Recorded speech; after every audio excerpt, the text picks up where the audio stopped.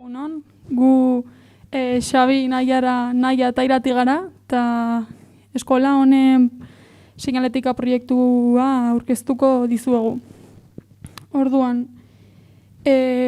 hau izango da jarraituko dugun ordena, briefingarekin hasiko gara, ondoren ikerketa fasea, joango da, garapen fasea eta bukatzeko ondorioak. Vale, proiektu honen hasieratik bezeroak, kasu hontan zuzendaritza taldea eta irakasleak, hasieratik helburu batzuk ezarri zizkiguten, eta hemen ikusi dezakegu, zeintzuk diren, alde batetik desplazamendu fluxua antolatzea, seinaleen planifikazioa baita egitea, irisgarritasuna, arkitekturara egokitzea, seinaletika sistema orokorra bat sortzea, eskolari balioa ematea, eta, idarteren identitate bisuala ez dela beharrezkoa jarraitzea, eta, idarteren balioak transmititzea. Gero, ikerketaren fasaren barruan, hasteko amia bat egin genuen, egungo seinaletikaren amia, hain zuzen. Eta, hemen, aipagarria da batez ere ahuleziak eta indarguneak. Ahulezien barruan, atera genuen gaur egungo seinaletikan erabiltzen den euskarria oso ahula dela, paper normala da, eta azken fina hori hausteko edo dena delakoan oso horreza da hori haustea edo gero baita ere seinalizazio kantitate eskasa dagoela, badaude leku batzuk non ez dago ez da seinale bat, eta orduan hori eragiten duena da oso erraz galtzea. Eta ez dituzte fluxuak jarraitzen. Eta, indargune bezala, grafika argia eta simplea da. Azken finean bakarrik geziak eta zenbakiak dira, eta orduan oso erraza da ulertzeko. Eta, kolore erabilera zuzena baita dela esan dezakegu.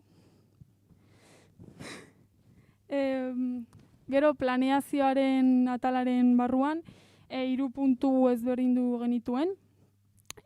Arkitektura, proiektuaren diseinua eta erabiltzaileak. Orduan, atal bakoitzan ondorio batzuk atera genituen, arkitekturaren atalean, azken finean, eraikin hau lehenago Karmeldarren konbentua zen, eta orduan betianik egon den eraikin bat izan denez, Gasteizen ikono bat da, mundu guztia ezagutzen du. Gero baita ere klaustroan zentratutako eraikin bat da, klaustrotik 3 solairu ezberdinak bereizten dira, eta, lehen aipatuan bezala orientazio askasa dago, orduan bai ala bai seinaletika eren beharra nabarmena da. Gero baita ere proiektuaren diseinuaren atalaren barruan, ondorio bezala seinaletika unibertsal bat egin bar genuela atera genuen, edo zeinek ulertu dezaken seinaletika, adina, sexua, edo zein gauza dela eta. Eta gero erabiltzaileen atalaren barruan, bi erabiltzaile mota ezberdindu genuen, ohikoak direnak, hau da ikasleak, irakasleak, langileak eta bar, eta ez ohikoak direnak. Kalkulatu genuela gutxi gora bera urtean 10 pertsona izango zirela. Eta ez ohiko hauen barruan sartzen dira komertzialak edo dena delakoak. Ondoren, goan etorri fluxuen mapak egin genituen, hau da, puntu frekuentatuenak edo, gehien erabiltzen diren ibilbidea, edo egiten diren ibilbideak, eta honen ondoren, seinale ibilbideago egiteko, lehenagoko mapetan oinarritutako hori, mapa bat da, eta, hemen ikusten dugu zein puntutan jarri izan dugu seinale mota bakoitza. eta aipagarria da baita ere erabili dugun nomenklatura orokorra izan dela seinale guztietarako.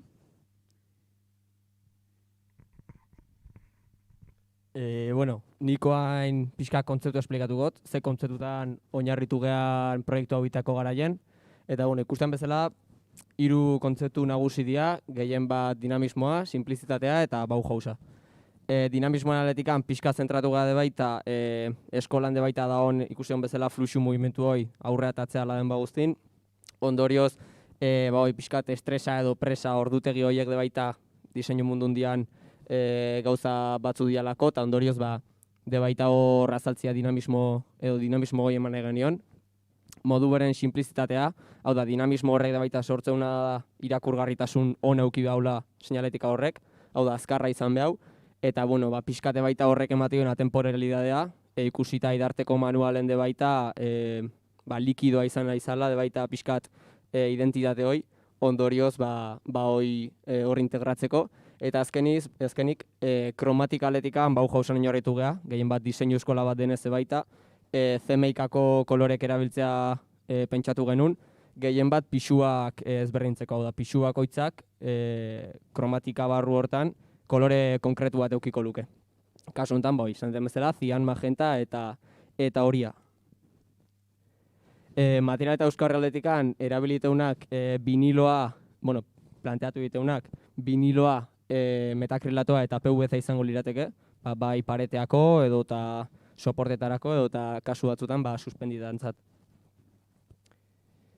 Men pixkat eskolaren kromatika bildu genuen, pixkat ikusteko tono neutrotan banatze zala, edo eta tono neutroak edo normalen grisagoak edo eta pixkat desaperzigo pasatzean kolore diala, eta CMYKako koloreetan oinarrituta pixkat kolore apastelatuko egin genitun, pixkat hobeto integratzeko eskola bertan, hau da ez izateko ez da oso nabaria baien presentzia, eta baita, justo lehenengo pixuak daukan kolore beige hortan, baita ez resaltatzeko gehiegi.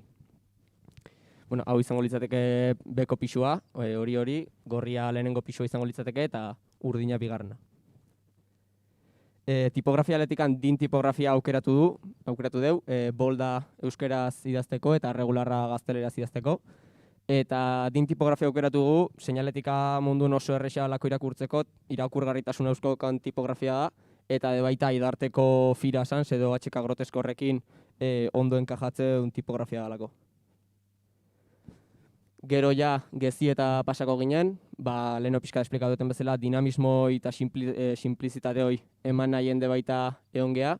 Lehenengo 2 gezik ingatu ginen bukaeran, eta ikustezun bezala, bigarrengo geziak dauka puntu eta marra bat, hoi izango litzateke pixkat, bai geziak eta hoen erakutsiko dituten piktogramak duten firma antzeko modu bat, dana pixkat arkatz baten trazatua errepresentatu nahien, eta mantxeta hori baita atea eta manualeko modulo batzuk batuz.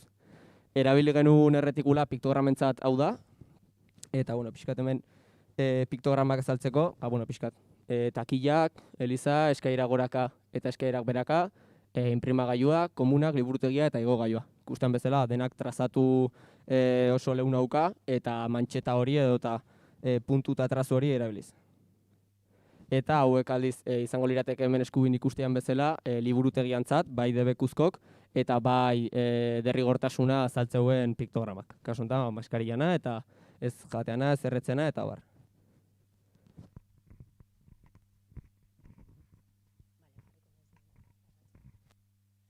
Nik aurkeztuko dizuet seinaletika sistema, identifikatzaileak, norabidezkoak eta orientatzaileak planteatzen ditugu. Identifikatzaileen artean, gela bakoitzeko goikaldean, atearen goikaldean, banderola batzuk planteatzen ditugu, metakrilatoz eginak. Aukera baldin badaukagu, argiztatuak izango lirateke, ze eraikinean argi nahiko gutxi dago, argi natural oso gutxi, eta kontraste hori, seinaletikan lortzeko kontraste hori beharrezkoa ikusten dugu argi gehiago ezartzea.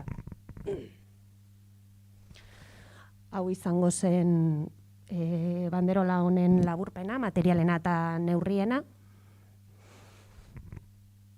identifikatzaileen artean, gero ja solairuak markatzeko planteatzen ditugu horma irudi batzuk. Alde batetik, egongo lirateke antolatuta, zenbaki handi batez egindako horma irudi edo grafiko batez egindako horma irudi bat, eta bestetik direktorioak.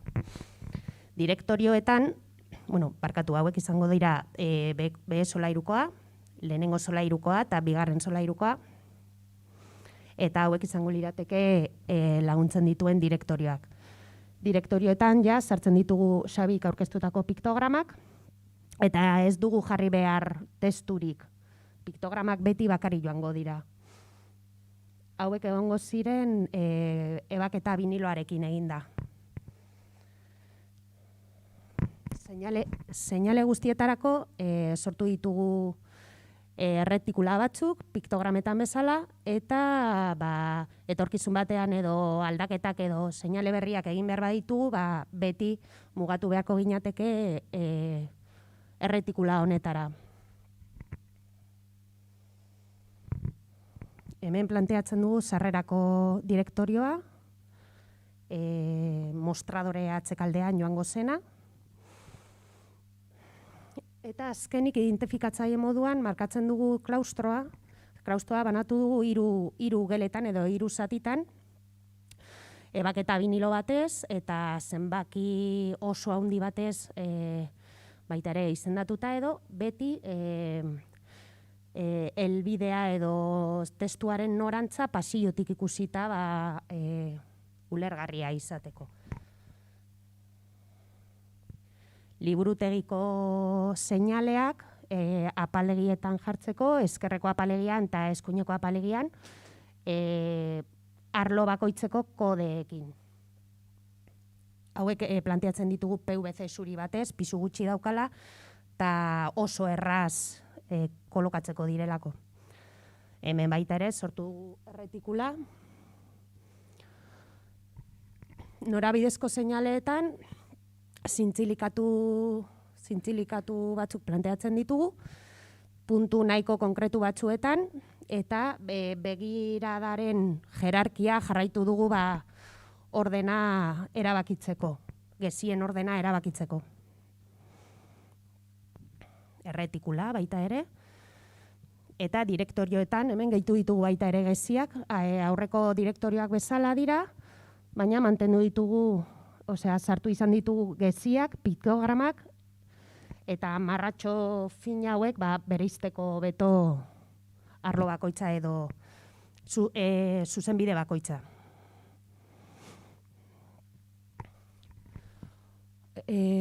Oso egokia ikusten dugu, eraikinean seinaletika orientatzaile bat markatzea, nahiko nahazpilutxoa edo da eraikina oso simetrikoa denez, orientatzailearen beharra ikusten dugu eta planteatzen dugu eraikineko 4 eskinetan markatzea iparra, hegoa, mendebaldea eta ekialdea zauden momentuan edo solairu bakoitzan jakiteko momentu guztian nun zauden. Hauek baita ere jarraitzen dute erretikula.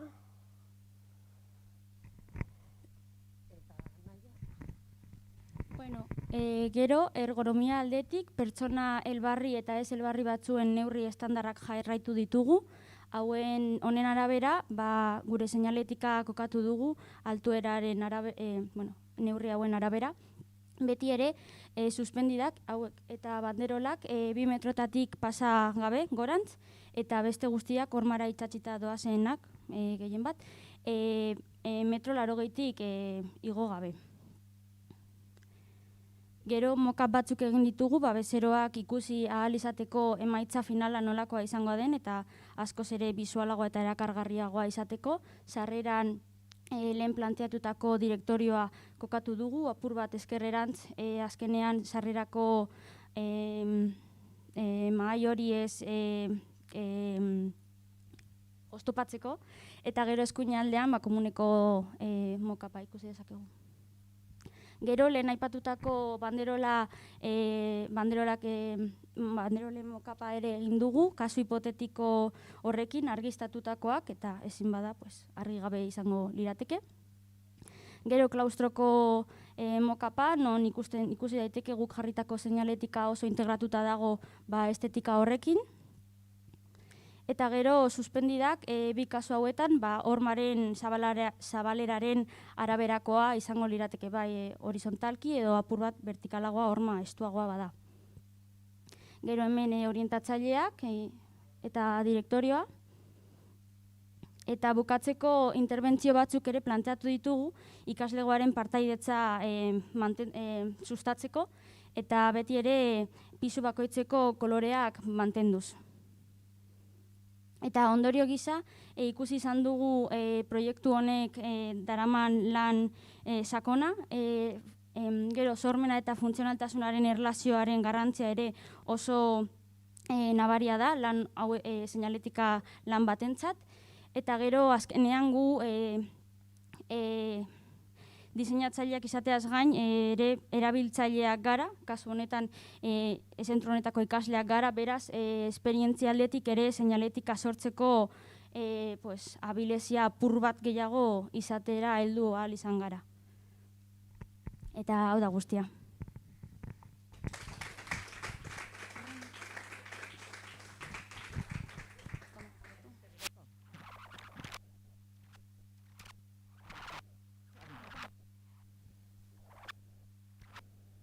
Galderarik dezue?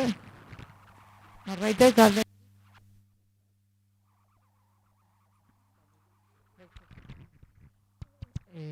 Apa, sorionak, lan oso polita.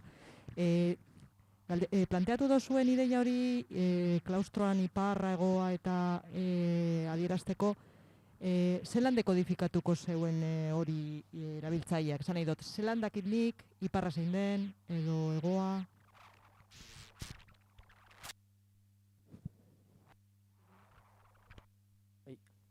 Bale, bai, etzan iparra eta hegoa pixka esan dugu, baina etzan nahin beste iparra izango ez dakazulako beharroi jakiteko exacto iparra nun dagoen, baina bai edifizioen arten koherentzia eukitzeko bakit zona hontan nago eskaira ondon, zona hontan nago beste edifizio hontan pixkat jakiteko zintzu dian edifizio horren vertikal hoiek eta ze puntutan zauden kokatuta.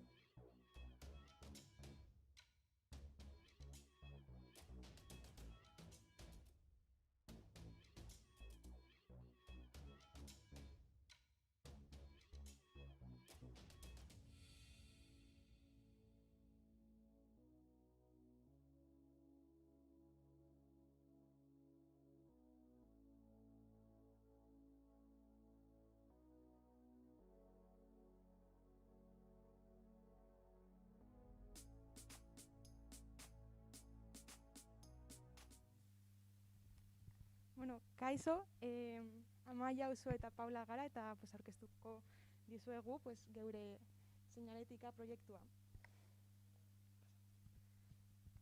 Bueno,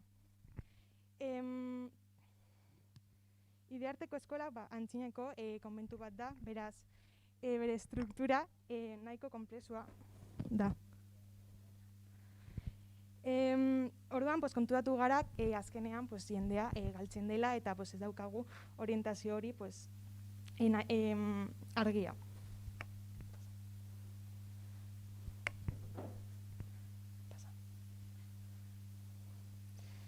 Bueno, pues, esan dudanez, pues, azkenean helburua izango da orientazio bat aurkeztea eta gure seinaletika pues, egokitzea zentroaren pues, inguruari, kontzeptuari, baita diseinuari eta pues, esentziari. Behin helburuak argi eunkin da, ikerketa egiten hasi ginen, eta konturatu ginen seinaleak sortu aurretik, lehenengo ikerketa bat egin behar zela, eta orduan, oraingo seinaletika temporalaren amia atera dugu, beraren indargune, ulezi, mehatxu eta aukera guztiekin, eta orduan horren aurrean, oraingo seinaletikak, erabiltzaileak oraingo seinaletikaren aurrean nola ze konportamentu hartzen duen analizatuta, gutxi gora bera pentsatu dugu seinaleak non joan beharko lirateken eta ze seinale faltatzen dugun, botatzen dugun faltan.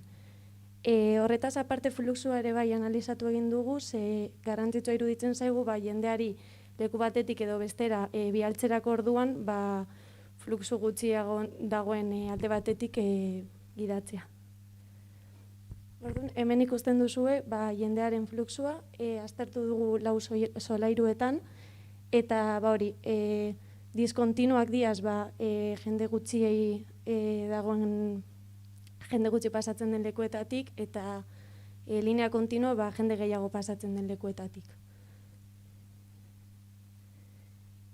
Gero hemen kokatu genituen seinale mota bakoitza non jarriko genituen, eta behin mapa hauetan kokatu egin genuen da proba pertsona errealekin seinale horiek hor jarrita ikustea ia jendeak ondo orientatzen zen edo txarto orientatzen zen. Eta orduan behin hori konprobatuta jabagekigun egindako seinaletikak funtzionatuko zuela jende orientatzeko. Orduan, hau analizatu ostean, diseinura joan ginen, eta diseinu egiteko, Paulak esan duen bezala, helburua bazen diseinua zentroarekin bat eukitzea. Orduan, zentroa analizatu egin dugu, eta konturatu gara, adibidez, zentruko ia puntu guztiak oso zuriak direla, oso garbiak, eta letrak eta gauza garrantzitsuak peltzez dauzela, eta orain egurrezko gauzak ere badaudela. Eta bestaldetik ikusi dugu ere adibidez klaustroan lan pilo bat dagoela, eta hor ja kolore gehiago eta ikusten direla. Orduan guk pentsatu genuena da, seinale asko klaustroan ere joan beharko dira. Orduan, seinaletikan ornamentu asko edo kolore asko sartzen bagenitun, adibidez lanekin konfunditu daitezke edo jendeak arazoak izan alditzake orientatzeko. Ze azkenean, begibistan, urte asko badarama pertsona batek hemen badaki gauzak gutxi gora beran nondik dauzen, baina pertsona berri bat etortzen denean, lan asko ikusten baditu, igual ez da seinale bat dagoelaz konturatzen. Orduan, izan genuen ideia izan da, seremos los bocetos. Egin genituen bozetuak ideia hasi aurretik, diseinatzen hasi aurretik, eta proba ezberdin asko egin genituen.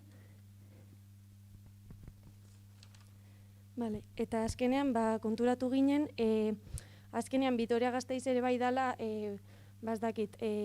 hiri berdea edo deitzen da, eta orduan, pasan hortan irakurri gendun Cradle to Cradle liburuarekin erreferentzia bat eukin nahi izan dugu, Eta liburu horretan esaten zuen, gaur egun materialak direla como de la cuna a la tumba. Orduan guk nahi genuna eginda, apur bat liburu horrekin konektatu eta eurak proposatzen duten ideia hartu. Eta ideia hori izan, sortutako gauzak gero bota beharren berrerabili. Orduan, pentsatu dugun ideia izan da, flexiblea, claro, azkenean zentru ere bai etorri berri gara, orduan, oraindik ez dakigu igual gela bat izenez aldatuko da orain dela bi urte osteago edo zozer. Orduan, beti aldatu ahal izatea letra, baina seinaletika guztiak kendu edo aldatu beharrean gauza txikiak aldatuz konpontzea. Eta horretaz aparte ekologikoa eta Historia Gasteizek esaten duen hiri berdearekin konexio okitzea. Bueno, da saldu dizu dana. Bueno, orduan, Amaiak esan duen bezala, koloreak erabakitzerak orduan, kontuan izan genituen jarrita dauden lan guztien koloreak eta horrekin konfusioa egotea saiesteko, txuri apurtu bat erabaki genuen, eta ez da beltz purua, baina gris oso ilun bat aukeratu genuen, ze ere bilatzen genuena zen eskola honek daukan kontrastea, alde zaharraren eta berriaren arteko kontrastea. Eta horrekin ere bat egiteko, bi kolore hauek erabaki genituen. Eta gero, landareak erabili ditugunez, berde hau erabaki dugu korporatibo bezala, aurkezpenean eta memorian eta manualean sartzeko.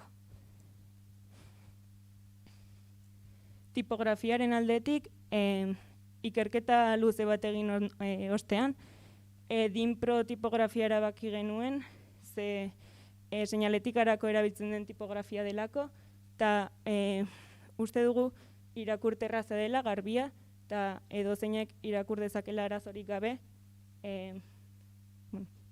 eta erabili ditugun pisuak regular eta bold izan dira. Bold euskerarako eta regular gaztelaniarako, ondo bereizteko haien artean. Kuadrikula bat sortu genuen, piktogramak eta hauek kuadrikulan kaxatutako piktogramak dira. Estilo berdina jarraitzea nahi izan dugu, eta piktograma, gero eta piktograma gehiago egitea saiatu gara, hitzak piktogramengatik aldatzeko ze Idearteren ideietako bat da gero eta jende gehiago kanpotik etortzea, adibidez Erasmuseko jendea, eta errazago egiteko seinaletika ulertzea, saiatu gara piktograma gero eta gehiago sartzen. Piktograma eta geziak.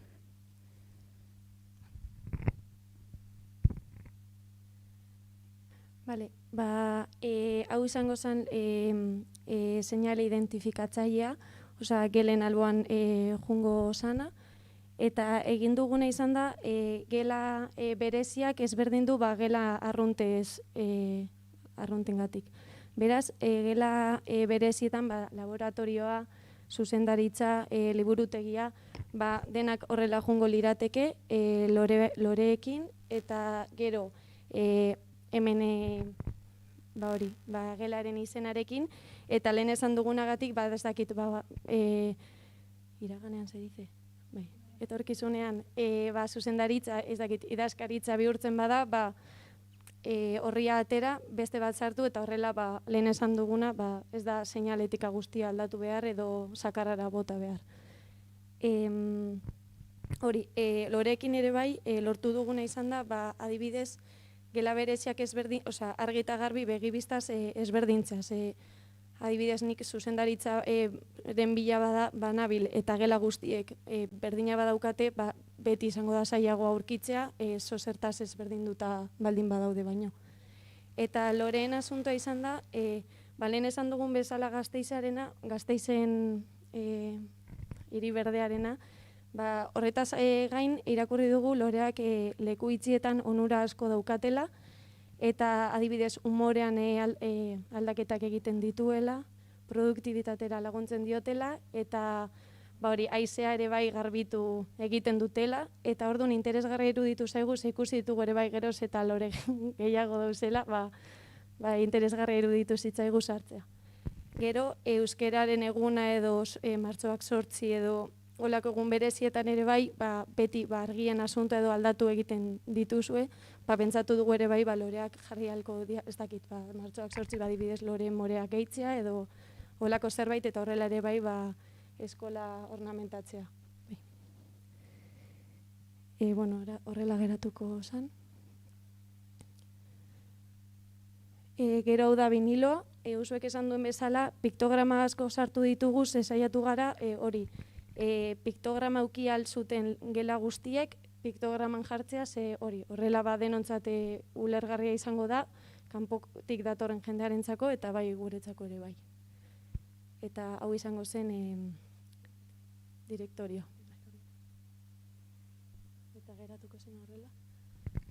Bueno, hemen argazkian ez da guztia agertzen, baina izango zen, zauzen pisua zenbakia handiagoa agertuko zen. Lehenengo pisuan, badibidez, 0 baten tamainan geratuko zen, eta bata handiagoa geratuko zen.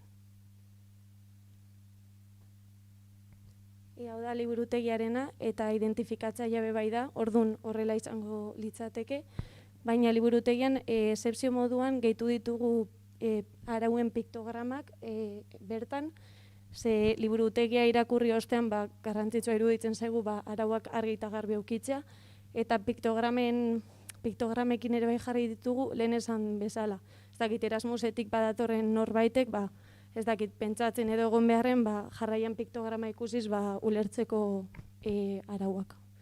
Gero ordutegia bestaldan jarri dugu, ze azpian jartzen bagenun altuera ergonomia bezala txarto egongo litzateke, eta horrela informazioa banatuta dago, ze bata informatiboa da, orduan informazio gehiegi ez eukitzeko.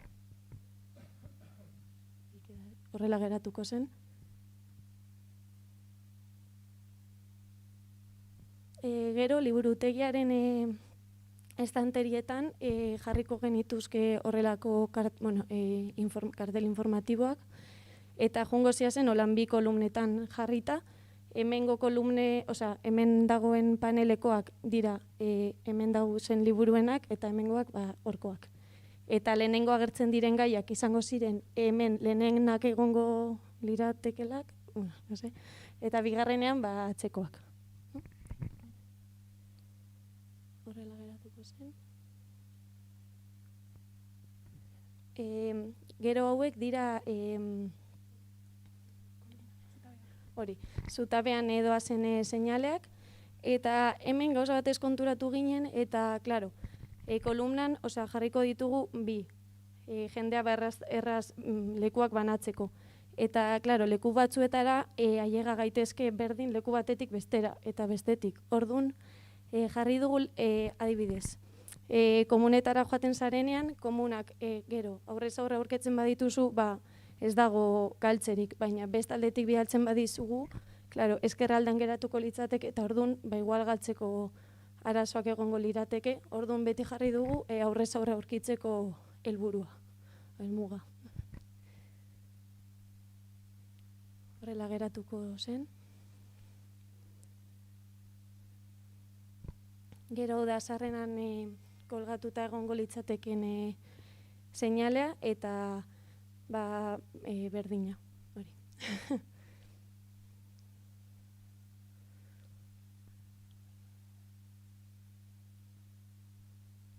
Azkenik, hau da komuneko seinale identifikatzailea, eta mutilen atean, alboan leku faltagaitik erabaki ditugu 2 komunetan goikaldean jartzea, eta uste dugu testurik ez duela behar, azkenean ikonoekin ulertu egiten delako.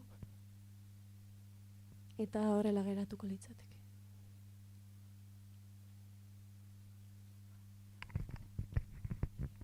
Gero ergonomiaren estudioa egin genuen, bai noski legeak segitzen, eta gero guk egindako azterketarekin neurriak atera genuen, eta gero egokitzeko seinaletika guztia egokitu genuen pues, eskala batekin. Paso.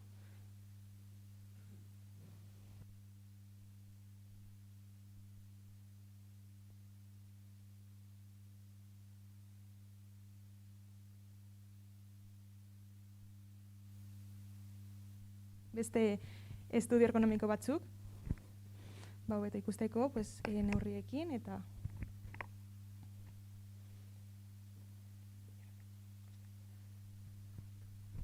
Bueno, eta aurkezpenari amaiera emateko, ondorio batzuk atera ditugu, eta ondorio moduan atera dugu oso prozesu zaila eta luzea dela seinaletikaren mundu hau, egitea eta diseinatzea eta berti diseinatzea.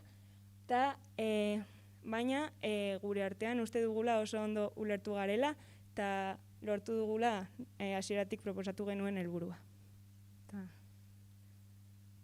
Eta ahaztu zaigu esatea ere kanpoko aldean joango litzatekeela Andre Maria Zuriaren plazan dagoen Vitoria Gasteiz landarez egindakoa, hor kanpoan Idearte jartzea, ze horrek azken finean ere publizitate egingo zuen eskolarako, ze azkenean jende guztia doa horra argazkiak ateratzea eta gero non dagoen jartzen du, eta hori izango zen guztia. Eta egun berezietan loreak aldatu halko zirela hemen barruan bezala.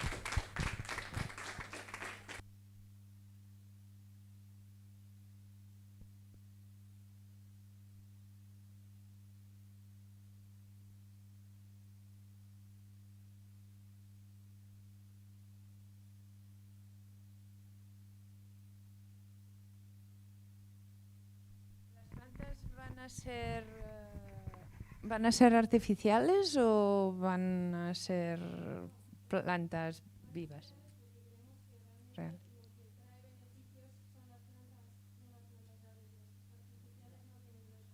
Naturales, sí, gracias. Ajá.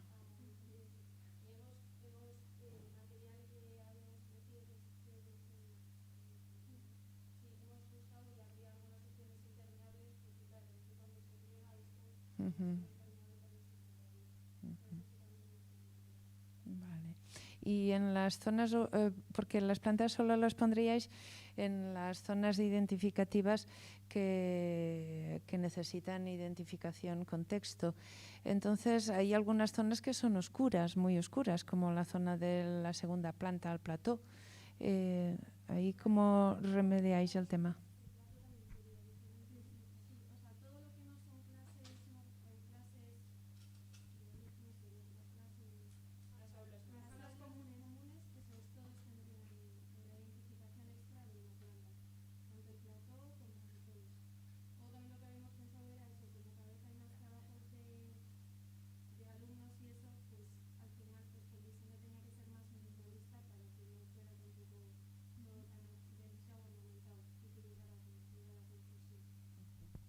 Es que recasco.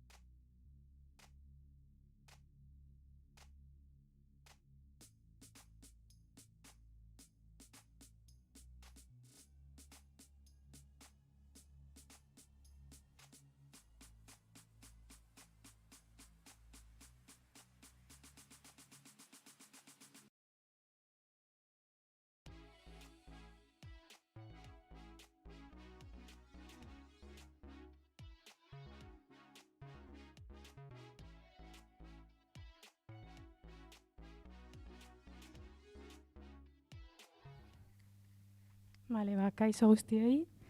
Gaur aurkeztuko dizuegu egin dugun proiektua Idearte arte eta diseinu goi eskolaren seinaletika proiektuaren diseinuaren prozesua, garapena eta emaitzak azalduko dizkizuegu. Erabaki eta ideia guztiak plangintza, sorkuntza eta ezarpen prozesuan zehar hartutako erabakien azalpena eta dana lotura bat izango du. Lehenik eta behin aurreko seinaletikaren analizi bat egin dugu. Eta atera ditugu hainbat ahultasun, gaur egun dauden seinaletika ez dauka estilo grafiko zehatzik eta bizualki ez dira erakargarriak. Seinale asko ez daudela leku ikusgarrietan eta asko faltan botatzen dira. Mehatxuak ere lekua oso handia dela eta oso antzekoa eta erraz galdu dezakezula. Eta gelak eta dana erraz nazten dira eta seinaleak oharkabean gelditzen direla. Gero, indarguneak azkenean erabiltzailei orientatzen lagundu diete pizka bat. Edifizio honetan leku asko dagoela seinaletika jartzeko eta material merkeekin daudela egindak, daudenak paperezkoak edo. Eta aukerak mugitzeko errazak direla, erraz berritu aldatu daitezkela eta material jasangarriak direla. Eta proiektu hau garatu beharra izan da seinaletika sistema bateratu bat sortzea.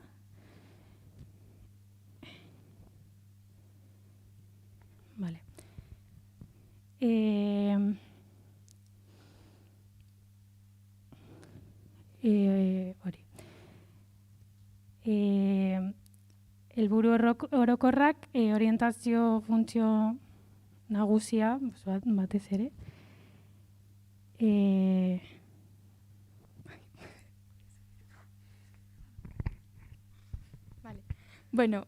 Helburu nagusia da orientatzea jendea eraikinean. Eta bigarren helburu bezala daukagu Idearteren estetika berri bat garatzea. Eta horrela bere erabiltzaile guztiak, ikasleak, irakasleak eta barrekoak Idearterekin batera datorren sistema seinalitikoarekin identifikatu ahal izatea. Gero ere beste helburu bat aparte da liburutegikoa, da beste mundu bat da. Eta helburua berdina da, erabiltzailea gidatzea liburutegian zehar.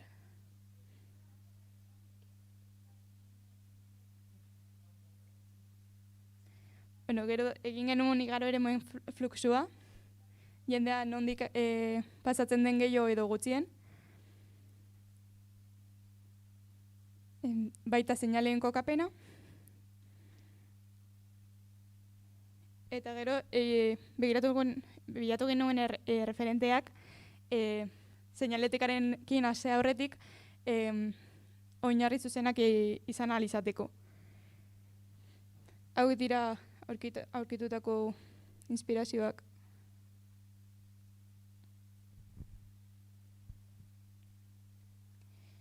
Eta gero, proiektua garatzeko ideia kontzeptua egin genuen. Hau da, brainstorming,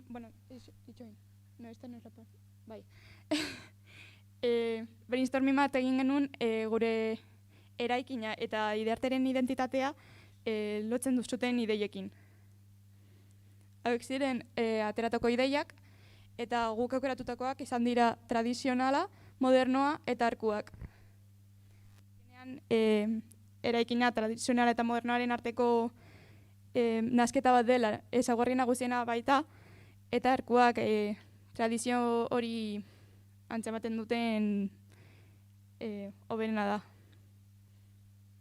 Gero aztertu genuen ze seinale mota dauden, guk erabiliko ditugunak, identifikagarriak adibidez dira gehien bat gelak identifikatzeko, hau da ikasgelak, komunak, aldagelak edo dena delakoak. Orientagarriak da erabilitu pisuetan zehar antolatzeko, gizabanakoa gidatzeko. Gero norabidezkoak ezkerrera edo eskuinerantz joan behar duen edo aurreruntz jakiteko. Informatiboak izango zen adibidez liburutegiko ordutegia. Arautzale, eta gero badaute arautzaileak ikutu ditugunak, apaingarriak eta beste batzuk erabili ez ditugunak. Gure tipologia soziala eta ingurumenaren azterketa dagokionez, lehen aipatu da moduan, gure tipologia sozialeko taldea irakasleak, ikasleak eta langile zenide eta lagunak eta bisitariak sortuta dago. Eta ingurumenari dagokionez, badago eraikinaren birmoldatze hau klasiko eta modernoaren artean dagona, berez, bi kontzeptu oso desberdinak direnak, baina gero gure taldeak barnean galdu egiten dira orduan, ez da hain desberdina.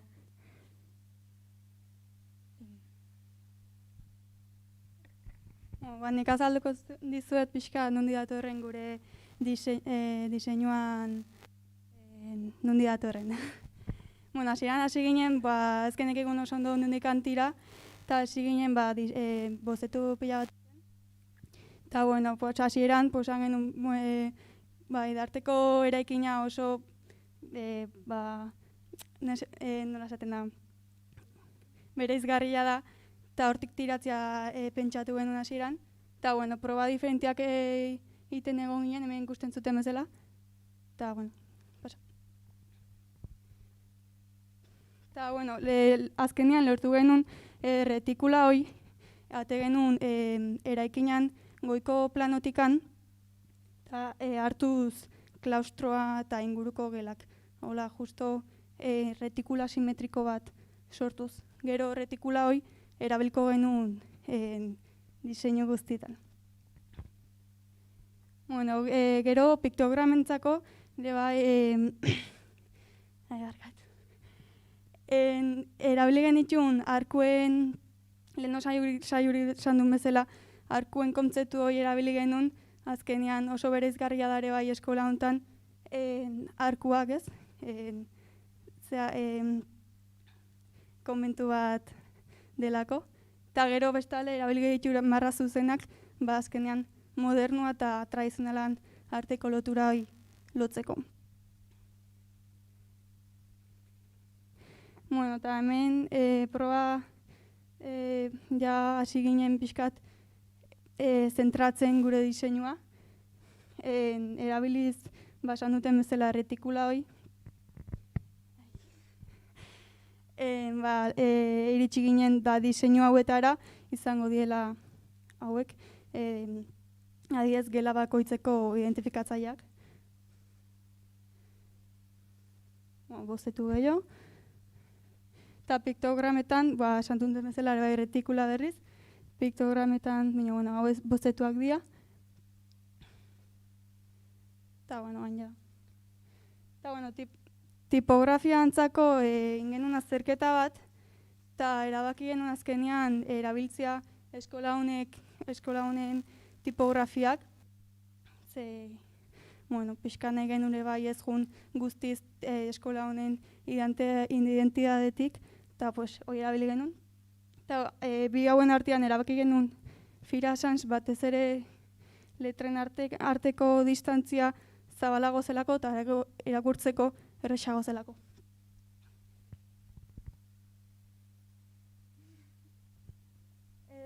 Gero kolorentzako erabaki genuen, koloriak ere bai hartu genituen eskola honen identitate korporatibotik, eta aukeratu genituen 3 hauek, urdina, horia eta magenta antzekoak, azkenean bai, beste taldeak esan duen bezala, pixka CMYK-an kontzeptuaken.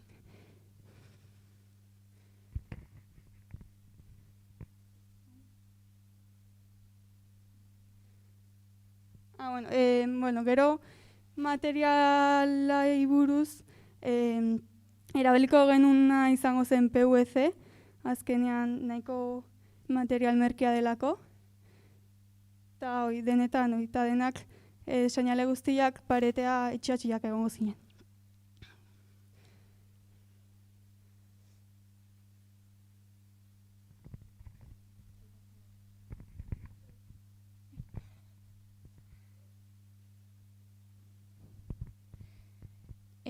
Lehen azaldu bezala, seinale sistemaren azterketa egin ondoren, seinale desberdinak egin genituen bere objektiboaren arabera. Lehenengoa direktoria izan zen, eta hemen espezifikatzen dugu ze material eta ze kolore izango duen. Kolorea aldatuko da pisuaren arabera. Lehenengo pisua izango zen urdina, B pisua izango zen urdina, lehenengo pisua horia eta bigarren pisua magenta. Hau da gure direktorioa.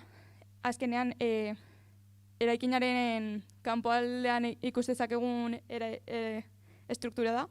Horrela, gure erabiltzaile naiz, berriak naiz lehendik egondakoak, ulertu ahalko dute nola estrukturatuta dagoen.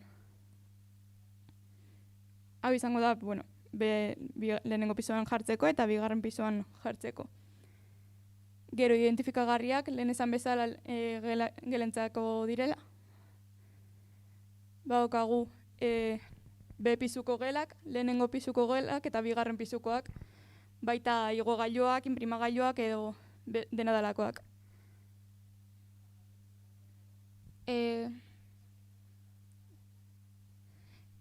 Komunetan zerbait desberdinak egin nahi genuen, ez genuen egin nahi ohikoak diren emakume eta gizonezko piktogramak, eta orduan erabaki genuen direktorietan eta dena dalakoen seinaletan WC siglak erabiltzea internazionalki ulertarazten direnak, eta gero komunen atetan piktograma hauek erabiltzea.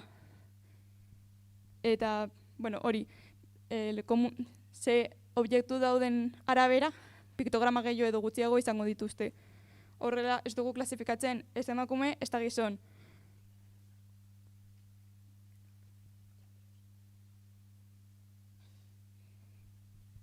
Norabidezkoak dira gehien bat klaustroan egoteko, kolometan egongo ziren jarrita, eta jendeari esateko bide laburrena erabiliko ziren. Eta orientagarriak lehen esan bezala da pisuka informazioa ematen dutenak.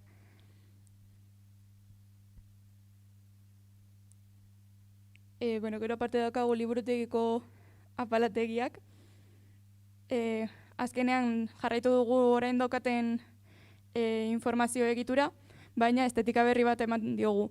Hau da, aparategietan hau ageriko zen, gai nagusia, eta gero liburutartean hau egongo zen, da azpigaien beresteko. Eta ere liburutegiko arauak jarri ditugu, ez erretzea, ez jatea, ez edatea, mugikorra iziltasunan egon behar dela, eta ez zaratarik ez egitea. Ere, karratu batean daude erretikulagatik.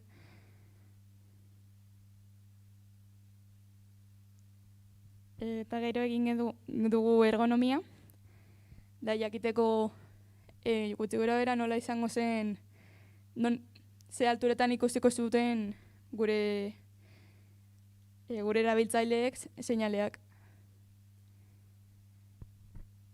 Eta azkenik mockupak egin ditugu. Hau izango zen direktorioa, sarreran sartzen garenean ikus dezakeguna. Gero norabidezko seinaleak, kasu honetan daukagu norabidezko seinaleak, larrumekoak, eta identifikatzailea. Gero gela baten identifikatzailea, eta hau izango zen guztia.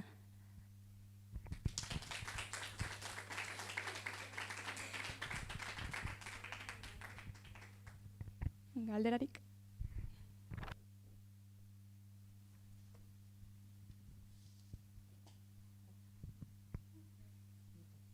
Eskerrik asko, oso ondo.